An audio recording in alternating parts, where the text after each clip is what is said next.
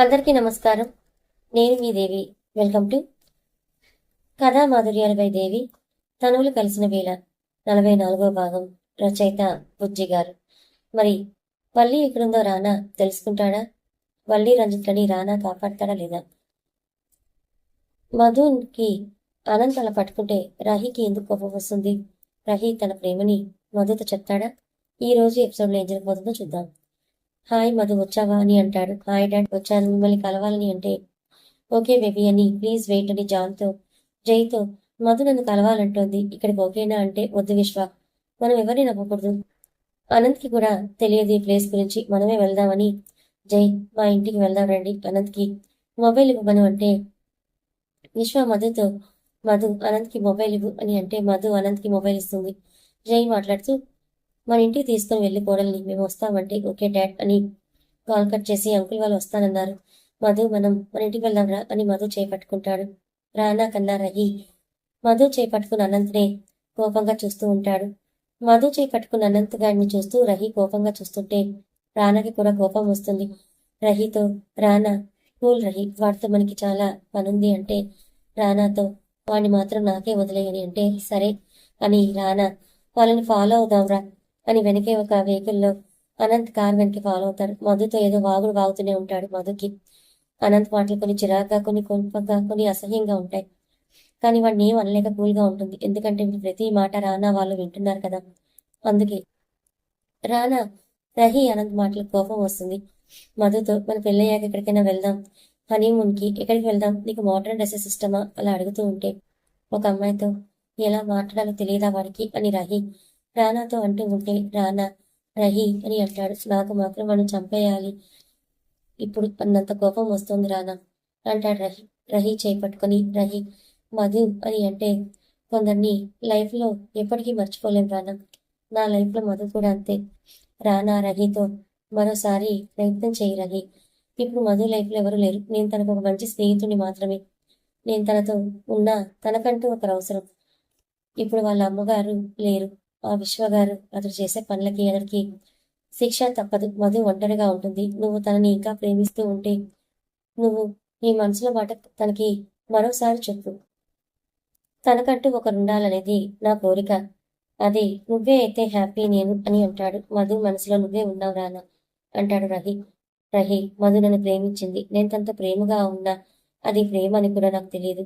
నా లైఫ్లో ఉన్న ఒకే ఒక ప్రేమ నా వల్లి. తనే నా లైఫ్, నా ప్రాణం, నా శ్వాస.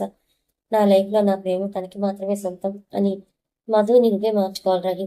నీ ప్రేమ తనకి అర్థమయ్యేలా చెయ్యి, తనకి తోడుగా ఉండని చెప్తాడు. రానాకి సైడ్ హక్ ఇచ్చి థ్యాంక్స్ రానా, నువ్వు నన్ను కాంటాక్ట్ అవ్వడం వల్లే మళ్ళీ నా లైఫ్లోకి మధు వచ్చింది. అప్పుడు నిన్ను ప్రేమిస్తుందని దూరంగా వెళ్ళాను, కానీ ఇప్పుడు దూరంగా వెళ్ళను. తనతో ఉంటూ తనకి నా ప్రేమ అర్థమయ్యేలా చేస్తాను. తనని నాదాన్ని చేసుకుని ఇద్దరం ఒక కొత్త జీవితంలోకి అడుగు పెడతామని అంటాడు. అనంత్ కారు ఒక పెద్ద భవనం ముందు ఆపి వాచ్మెన్ వచ్చి గేట్ తీస్తే లోపలికి వెళ్తాడు. చుట్టూ సెక్యూరిటీ పెద్దగా ఏం లేదు. రానాతో రహి అంత సెక్యూరిటీ ఎవరు లేరు రానా అంటే వాడి బిజినెస్ మ్యాన్ అని మాత్రమే తెలుసు అందరికీ. కానీ వాడి చీకటి ప్రపంచం ఎవరికి తెలియదు. కట్టుకున్న భార్యకి కానీ, కొడుక్కి, కూతురికి, తండ్రికి కూడా తెలియదు. తండ్రి దగ్గర ఉన్న వాటిని కూడా దొంగిలించి వాడితో తీసుకొచ్చాడు. ఆ ముసలోడు అనుభవించింది లేదు. ఇప్పుడు వీళ్ళు కూడా అది అనుభవించలేరు.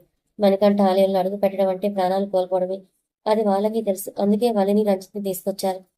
రంజిత్ మాత్రమే ఆ గుడిలో అడుగు పెట్టగలడు. అందుకే అని అంటే మరి వల్లిని ఎందుకు తీసుకొచ్చారు అని అంటే సింహ ఫ్యామిలీకి, కుందన్ ఫ్యామిలీకి పుట్టే పసికందును ఒక దుష్ట శక్తికి బలిస్తే మణికంఠ ఆలయంలో ఉన్న నాగుల్ని నియంత్రించే శక్తి వాళ్ళకి వస్తుంది. అందుకే వాళ్ళకి తెలియని విషయం, వాళ్ళు ఎన్ని కంట్రోల్ చేయగలిగిన ఆ మణిని తాకే మొదటి వ్యక్తి ప్రాణాలతో ఉండడు.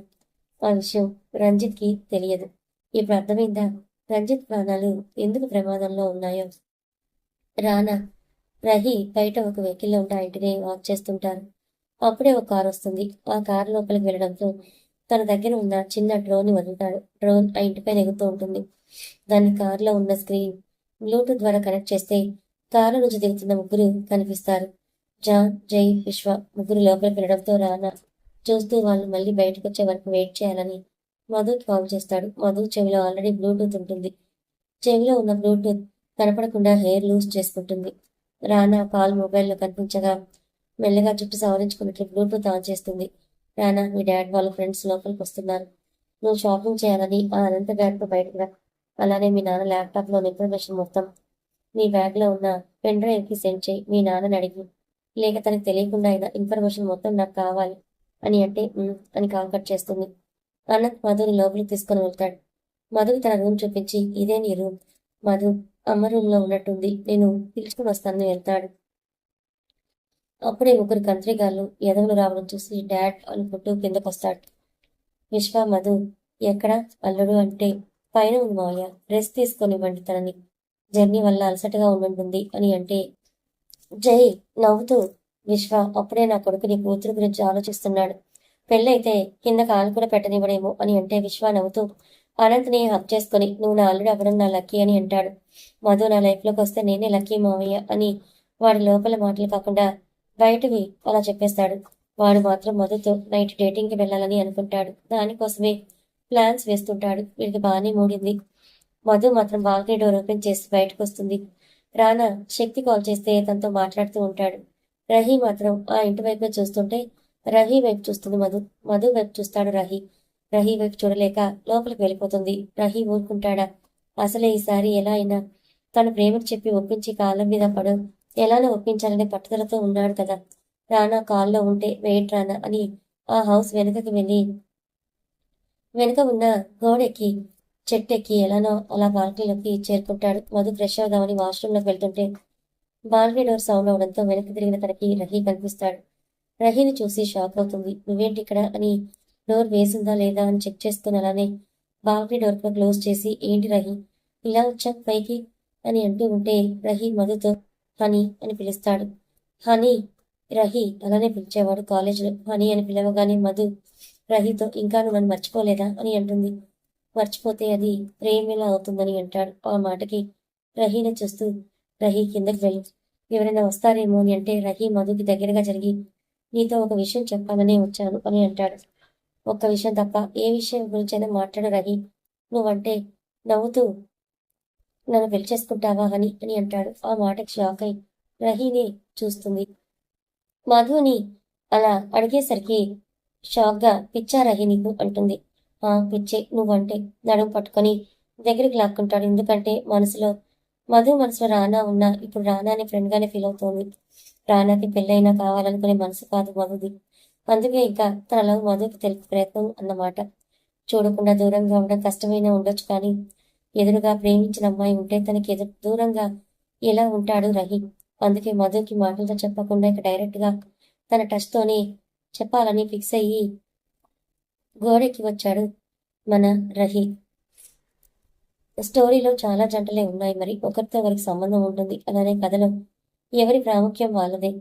అందుకే మన ఈ కథలో చాలా రకాల క్యారెక్టర్స్ ఉన్నాయి. రహీ మధు లవ్ కూడా అవసరమే కదా. పాపం రహీ ఇలా ఒంటరిగా వదిలేస్తే బాగోదు కదా. అందుకే సెట్ చేసేద్దాం మధుతో. మధు ఏం చేస్తున్నారు అని అంటే ఎన్ని రోజులకే నువ్వు నన్ను రా అని అన్నావు అని అంటే నువ్వు నా ఫ్రెండ్వి, మనం రా అనుకోవడం కామన్ కదా అంటుంది. మనసులో మాత్రం రహీ అలా తనని పట్టుకోవడం నచ్చలేదు. కోపం రావడం లేదు, అలా అని నచ్చడం లేదు. వదినా అంటుంది. వదలను చెప్పు, మనం ఎప్పుడు పెళ్లి చేసుకుందాం అంటే నీకు తెలుసు కదా నేను రానాని ప్రేమించాను అంటే ఇప్పుడు కూడా ప్రేమిస్తున్నావా వాడిని అంటాడు. ప్రేమ అంటే అంతే కదా, వాళ్ళు ప్రేమించకపోయినా ప్రేమిస్తూనే ఉంటాం అని అంటే రహీ మరి నువ్వు వాడిని ప్రేమించినట్టే నేను కూడా నిన్ను ప్రేమించాను కదా అంటాడు. ప్లీజ్ ఈ విషయం గురించి మాట్లాడకు, ఓకేనా, వెళ్ళు అంటే నో వెళ్ళను అని ఇంకా గట్టిగా పట్టుకొని తన పెదవుల దగ్గరికి అతని పెదవులు తీసుకొచ్చి మధు ఇటు చూడు అంటాడు. చూడదు. కొంచెం తిరిగిన పెదవులు ఆమె పెదవులకి టచ్ అవుతాయి. అందుకే అలానే సైడ్కి ఫేస్ పెట్టి వదిలి రహి అని అంటుంది. నో అంటాడు.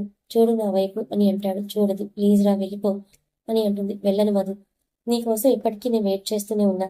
ఇక నిన్ను దూరం చేసుకునేలా ఒంటరిగా ఉండాలని నేను అనుకోవడం లేదు. అందుకే నీకు నా ప్రేమని ఇలా తెలుపుతున్నా, సారీ అని మధు ఫేస్ని చేతిలోకి తీసుకొని నుదుటను ముద్దు పెట్టి ఐ లవ్ యూ మై జాన్ అని పెదవులు అందుకుంటాడు. మధు నెట్టాలి అని అనుకుంటున్నా కానీ మధుకి ఆ ఛాన్స్ ఇవ్వకుండా తన చేతులు రెండు అతని చేతుల్లో పట్టుకుని మధు పెదవుల్ని వదలకుండా ముద్దు పెడుతూ ఉంటే మధు కోపంగా ఈసారి బలం మొత్తం ఉపయోగించినట్టి రహీ చెంపపై గట్టిగా కొట్టి నువ్వు ఇలా చేస్తావని అనుకోలేదు, ఐ హేట్ యూ, వెళ్ళిపో అంటే రహీ నవ్వుతూ నువ్వు హేట్ చేసినా పర్లేదు జాన్, నేను నిన్ను ప్రేమిస్తూనే ఉంటా, ఇదిగో ఇక్కడ అని తన షర్ట్ పక్కకు జరిపి ఇక్కడెప్పుడో ముద్రించుకున్న ఎలా తీసేస్తా, ఎలా మర్చిపోతాను అని అంటాడు. రహీ గుండెలపై మధు నేను చూసి పిచ్చారా నీకు అని ఏడుస్తూ వెళ్ళిపో అని వెనక్కి తిరుగుతుంది. రహీ వెనక నుంచి పట్టుకొని జరిగింది జరిగిపోయింది. ఇక నువ్వు నా గురించి కొంచెం ఆలోచించు జాన్ ప్లీజ్.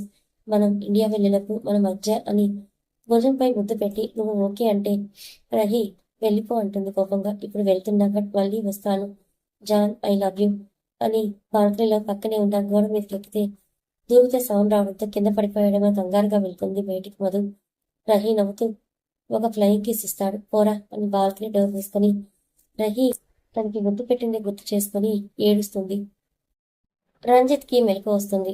వల్లి వైపు చూస్తాడు. వల్లి ఏడుస్తూనే ఉంటుంది. మా అంటాడు. వల్లి ఏడుస్తూ రానా గారు గుర్తొస్తున్నారు. నాకు రానాను చూడాలనుందంటే బాధగా. వాడు వస్తాడమ్మా, నువ్వు ఏం కంగారు పడుకు. వాడు మనం ఎక్కడున్నాడు అని సెర్చ్ చేసే పనిలోనే ఉండుంటాడు, వస్తాడు అని అంటాడు. రంజిత్ వైపు చూస్తూ వల్లి నువ్వు నా కోసమే విందాతో అలా అంటే ప్లీజ్ అమ్మా, జరిగిపోయింది జరిగిపోయింది, ప్లీజ్ దాని గురించి వదిలే. అసలు వీళ్ళకి ఏం కావాలో తెలుసుకుందాం. ముందు నువ్వు అలా డిస్టర్బ్ అవ్వకు. వాళ్ళు నిన్ను మెంటల్లీ డిస్టర్బ్ చేయాలనుకుంటున్నారు. నువ్వు అవ్వకు అని అంటాడు. వల్లి రానా గారు త్వరగా రండని ఏడుస్తూ ఉంటుంది. ఏడుస్తున్న వల్లిని చూస్తూ ఏడవకుమా అని మాత్రమే అంటాడు. దగ్గరికి వెళ్ళలేకపోతాడు. వల్లి తప్పుగా అనుకుంటుందేమో అని. అలా వల్లి రంజిత్ ఒకే రూమ్లో రానా ఎప్పుడు వస్తాడని ఎదురు చూస్తూ ఉంటారు. ఇక రహీ మీద కోపంతో ఏడుస్తూ వాష్రూమ్ లోపలికి వెళ్ళి పెదవులు తడుపుకొని కూర్చుకుంటూ ఉంటుంది. ఎందుకురా ఇలా చేశావు? నా మనసులో ఎప్పటికీ రానానే ఉంటాడు. రానాని కాకుండా నేను ఎవరిని ఊహించలేనని, అలా అని రానాని పొందాలని అనుకోవడం లేదు. రహీ ఐ హేట్ యూ రా అని అనుకుంటూ ఉంటే బేబీ అనుకుంటూ వస్తారు విశ్వగారు. డాడీ వస్తుందని బయటకు వచ్చి డాడ్ అంటే ఎలా జరిగిందిరా జర్నీ, ఓకేనా అంటే ఓకే డాడ్ అంటుంది. మనసులో మాత్రం చాలా బాగా యాక్టింగ్ చేస్తున్నావు డాడ్, బట్ నువ్వు చేస్తుంది ఏది రైట్గా లేదు. దీనివల్ల నువ్వు చాలా ప్రాబ్లమ్స్ ఫేస్ చేయాల్సి వస్తుంది అనుకుంటూ ఉంటే బేబీ అనంతో నీ మ్యారేజ్ డేట్ ఫిక్స్ చేయమంటావా అని అంటే మధు డాడ్ ఇప్పుడే కదా కలిసాం, కొన్ని రోజులు ట్రావెల్ చేశాక ప్లీజ్ అని అంటే ఓకే బేబీ. అనంత్ బయటికి తీసుకువెళ్తాడట మీ ఫస్ట్ డే అని అంటే ఓకే డాడ్ అని ఇష్టం లేకపోయినా నవ్వుతూ ఓకే అని చెప్తుంది. ఓకే మధు, మేము బయటకు వెళ్తున్నాం, నైట్ రాకపోవచ్చు, అనంత్ నిన్ను చూసుకుంటాడు బేబీ, టేక్ కేర్ అని వెళ్ళిపోతాడు. వాళ్ళ డాడ్ వెళ్ళాక డోర్ వేసుకొని కోపంగా రానాకి కాల్ చేస్తుంది. రానా కాల్ లిఫ్ట్ చేయగానే రానా రహీ అంటే అని అంటాడు రహీ. రానా మొబైల్ నువ్వేంటి అంటే నేనైతే మాటలు రావడం లేదా, ఒక ముద్దుకే సిగ్గునా అంటే చంప పగలగొడతారా నీకు. రానాకి ఇవ్వు అని అంటే వాడు ఇప్పుడే కొంచెం స్లీప్లోకి వెళ్ళాడు, అసలు నిద్ర కూడా పోవడం లేదు, వాడిని డిస్టర్బ్ చేయడం ఎందుకు అంటే ఓకేలే అంటుంది. విషయం ఏంటి అంటాడు. డాడ్ వాళ్ళు ఎక్కడికో వెళ్తున్నారంట, నైట్ రాను అన్నారు, మరి మళ్ళీ వాళ్ళని దాచిపెట్టిన ప్లేస్కి ఏమో వెళ్తున్నారేమో అని అంటే ఓకే చూస్తానులే, చూడకు, ఫాలో అవ్వని కంకట్ చేస్తుంది రాక్షసి అని తిట్టుకొని ముద్దుగా రానా వైపే చూడగా రానా రహీ వైపు చూస్తాడు. రహీ రానాతో నువ్వు పడుకోలేదా అంటే ఒరే నాకు నిద్రలా వస్తుందిరా, నా తమ్ముడు వాళ్ళ గురించి ఆలోచిస్తూ అని అంటే మరి కళ్ళు మూసుకున్నావు కదా అని అంటే రానా కాల్ మధు నుంచనే అర్థమైంది. తమరు వెళ్ళి ఏదో చేశారు కదా, అందుకే మీరే మాట్లాడాలని అలా అంటే గుడ్రా, ఫ్రెండ్ లవ్కి హెల్ప్ చేస్తున్నాం, నీలో కూడా నీకు దక్కుతుంది త్వరలో అని. ఆ కంట్రీ బ్యాచ్ ఎక్కడికో వెళ్తున్నారంట, వాళ్ళని వాక్ చేయాలి అంటే బయటికి రాలేదుగా ఇంకా అంటాడు. అప్పుడే ఎదవలు ముగ్గురు ఒంటరిగానే కారులో వెళ్తూ ఉంటే రహీని ఫాలో చేయమని అంటే రహీ వాళ్ళ కార్ వెనకే వాళ్ళ కార్తో ఫాలో అవుతూ వెళ్తారు. వాళ్ళు వెళ్ళేది మళ్ళీ వాళ్ళ దగ్గరికేనా మరి. రానా వాళ్ళ ముగ్గురిని ఫాలో అవుతారు. వాళ్ళు ఎక్కడికి వెళ్తున్నారు అని వెనకే వెళ్తున్నారు రహీ. వాళ్ళు ఒక గోడంలోకి వెళ్ళడం చూస్తారు. చుట్టూ ఫుల్ సెక్యూరిటీ. రహీ రానా వీడెవడో చాలా స్ట్రాంగ్ పర్సన్ అనుకుంటా, ఫుల్ సెక్యూరిటీ ఉంది ఇక్కడ, అయినా పర్లేదు మన దగ్గర ఇదిగో ఈ ఈగగాడు ఉన్నాడని ఈగ ఆకారంలో ఉన్న ఒక ఈగని రిమోట్ కంట్రోల్తో గాలిలో వదులుతాడు.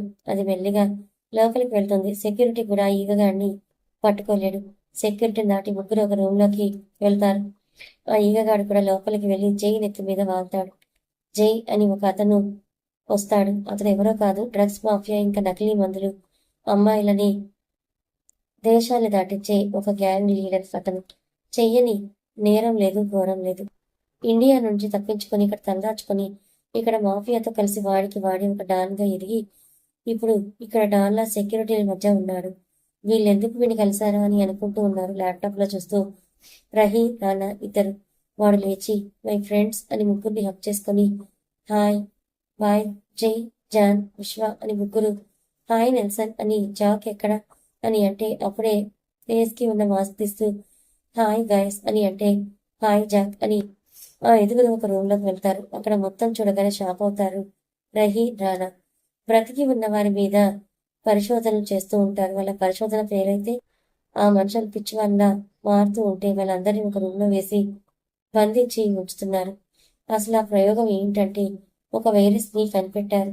దాన్ని హ్యూమన్ బాడీలో వదిలి అది వాళ్ళ శరీరం మొత్తం వ్యాపించి వాళ్ళ నర్వస్ సిస్టమ్ నాశనం చేస్తుంది. దానికి విరుగుడుగా ఒక యాంటీబయాటిక్ని తయారు చేయాలి. అదే పనిలో ఉన్నారు.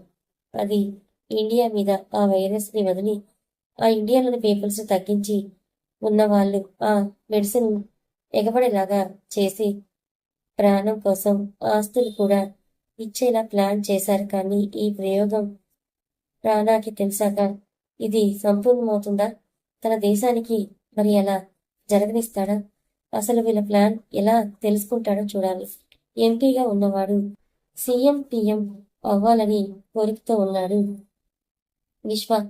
అందుకే జనాల మీద ప్రేమ ఉన్నట్టుగా వాడి ఓట్ల కోసం ఇలాంటి నీచమైన పనికి తెగబడ్డాడు. జాన్కేమో డబ్బు పిచ్చి, జైకేమో ఆ మణికంఠ ఆలయం వాడి సొంతం అవ్వాలి అని, ఇక విశ్వగాడికేమో పదవి పిచ్చి, ఇక ఈ నెల్సన్ గాడికేమో జనాల ప్రాణాలతో ఆడుకుని సైకోగాడు. రహీ రాణి కూడా రహీ రానా కూడా ఇక్కడ ఇల్లీగల్గా ఏదో జరుగుతోంది. మనం ఈ విషయం తెలుసుకోవాలి. వీళ్ళ ముగ్గురు మనం అనుకున్న దానికన్నా చాలా డేంజర్.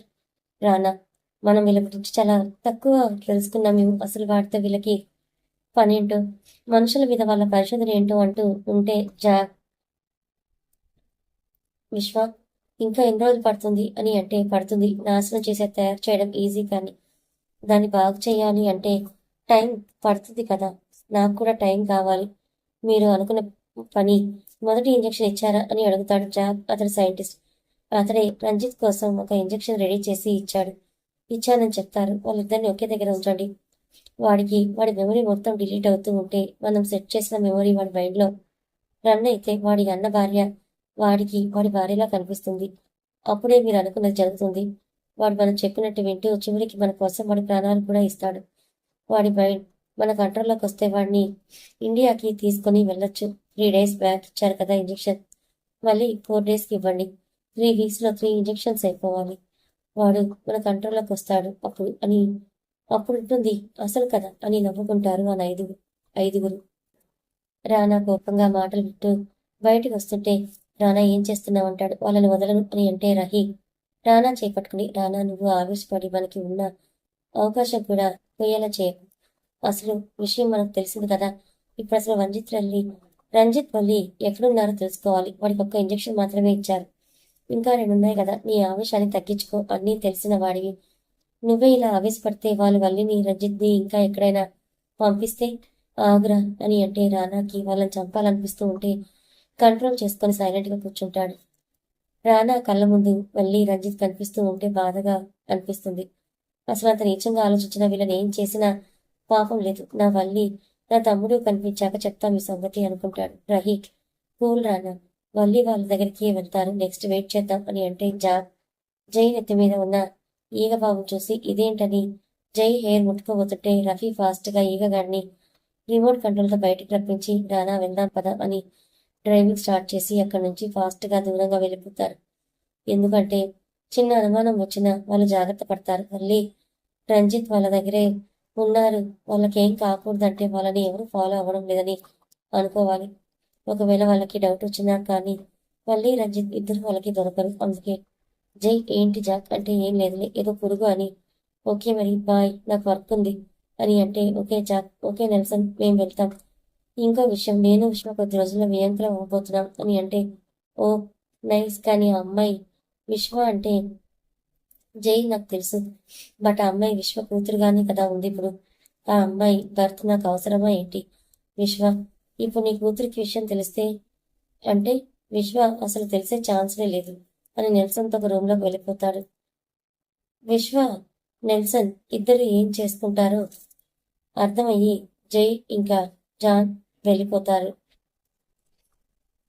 ముగ్గురు వెళ్ళి ఇద్దరే వస్తారు. జాన్ జైతో వాళ్ళిద్దరి మధ్య అది ఎప్పుడు అని ఎలా అని అంటే ఇద్దరు ఒక హోమ్లో పెరిగారు. అప్పటి నుంచి అంటే అవునా అని ఓకే అని నన్ను అని అడ్రస్ చెప్పి ఇక్కడ అంటే ఓ బాబు గారు మంచి మూడ్లో ఉన్నట్టున్నారు అని అంటే నేనేం ముసలోని కాదు కదా అని అంటాడు. నీ పనే బాగుంది. నాకు ఉందొక భార్య, కానీ దానికి ఎప్పుడు పూజలు వ్రతాలు మౌనంగా ఉంటానని ఎప్పుడు ఆ రూమ్లో నుంచి బయటికే రాదు. నా ఫీలింగ్స్ శ్రవంతో పంచుకునేవాడిని. వీక్కి 1 టైం ఇండియా వెళ్ళి ఇప్పుడు అని అంటే నువ్వు కూడా రా. నేను వెళ్ళే ప్లేస్లో అలా మిడిల్ ఏజ్ ఆంటీలతో కాదు, యంగ్ ఫ్రెష్ గర్ల్సే ఉంటారని అంటే అవునా అయితే వెళ్దాం పదా. ఈరోజు ఫుల్ ఎంజాయ్ అని ఇద్దరు ఒక ప్రాస్టిట్యూట్ హోమ్కి వెళ్తారు.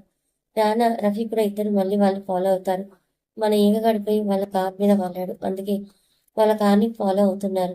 రానా ఇద్దరే వచ్చారే అని ఆ విశ్వగాడు ఎడి అంటే వాడో పెద్ద తేడా అని అంటాడు. ఏమంటున్నావు రఫీ అని అంటే ఒక వీడియో చూపిస్తాడు.